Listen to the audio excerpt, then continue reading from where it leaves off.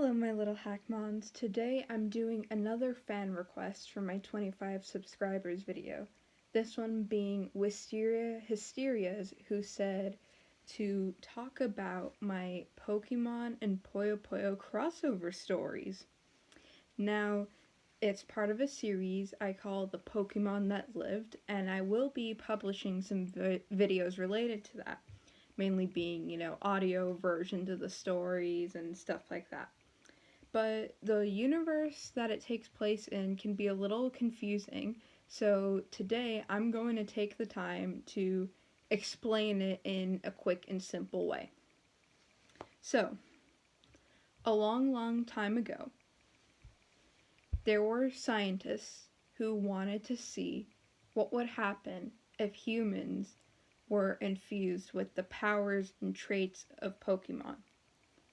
Their first experiment was to create a human that transformed into a Pokemon. They did it. However, the humans found that their desires became twisted. They didn't want to do normal human things anymore. Even when they weren't transformed, their Pokemon identity still came with them. Their next experiment was to create a hybrid Pokemon, a human with Pokemon ears, a tail. It succeeded, but they went crazy too. The scientists realized that they couldn't unleash these beasts on the society we had. It would just destroy it. So they took them to a region which had then been uninhabited. They called it the Howlands because some say that you can hear a wolf howling in the distance even when nobody's there.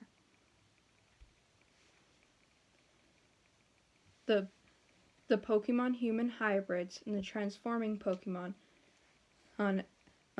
settled down and raised families. Their children had the same traits as they were. Eventually, a society was created around this. A society where everybody, no matter human, hybrid, transforming, just a Pokemon, was welcome. They didn't exactly like the futuristic technology that allowed them to become a Pokemon in the first place. So the New Howlands have a very historical and beautiful vibe. Now, you may be wondering, where does Puyo Puyo come into this? Well, that's exactly what I'm getting to. Just like at the end of Puyo Puyo Tetris 2, the Puyo Puyo characters were sent on another mission because Squares had another rampage. But unfortunately, when X opened the portal to the place where Squares lived, he chose the wrong one. Instead, the portal he opened was to New Howlands.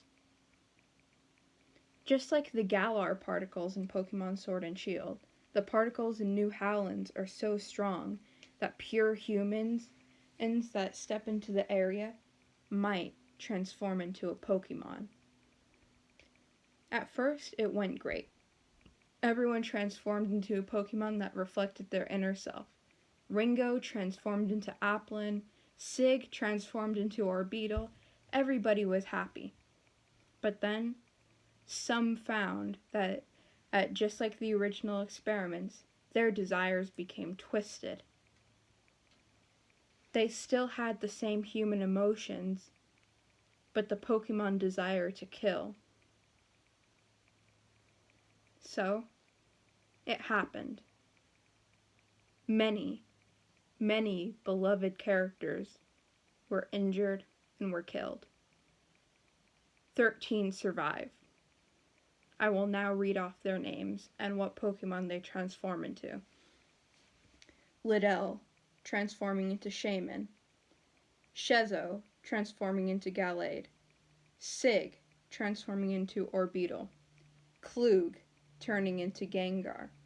Felly, turning into Gothorita. Lumrez, turning into Celebi. The Dark Prince, Rayquaza. Rulu, Mienshao.